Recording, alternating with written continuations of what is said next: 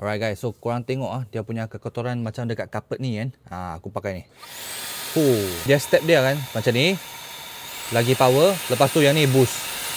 Lagi kuat. Satisfying oh.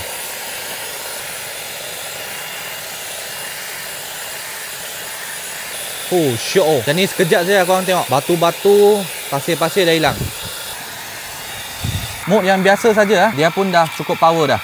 Batu pun dah boleh sedut. Vacuum ini memang padu, jenama Hoto. Bukan saja design dia sangat cantik, dia punya power memang kuat. Korang nak jadikan vacuum ataupun nak jadikan blower pun boleh. Brush ini korang tak nak pakai, korang boleh tolak bawah. Tak apa, jom kita tengok lebih lanjut. So ini adalah Hoto AutoCare Air Dust Vacuum. Dia punya kotak macam ini Kotak ni pun dah nampak sangat premium. So first korang akan dapat dia punya vacuum ini. Lepas tu korang akan dapat dia punya filter ini. Brush ini depends on korang nak pakai yang secerai macam ini pun boleh, ataupun macam ini. Ataupun macam ini, ataupun macam ini. Satu yang kecil macam ini, lepas tu dia ada bagi brush dan juga USB cable. Last kali user manual. Alright, cara pemasangannya dekat atas ni korang masukkan macam ni saja, pusing clip. Lepas tu dekat atas sini kita masukkan dia punya vacuum brush ni.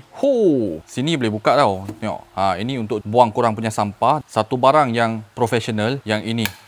Kalau brand lain dia pakai satu rubber saja. Kalau korang terbalik macam ni, korang punya dust tu dia akan keluar kot sini. Yang Hoto ni dia jenis yang clip macam ni. Dia memang profesional. So dia atas bawah pun boleh pakai tau. Dekat sini atas ni dia vacuum. Kalau korang tak nak pakai vacuum, korang boleh jadikan dia blower dekat bawah sini. Macam ini saja. Okey. Suka hati korang nak customize macam mana lah. Macam ini dia jadikan vacuum. Macam ini dia jadikan blower. Ataupun biasanya blower korang boleh ambil yang macam ni untuk blow barang. Ataupun korang nak vacuum pakai ini, pakai dekat atas ni.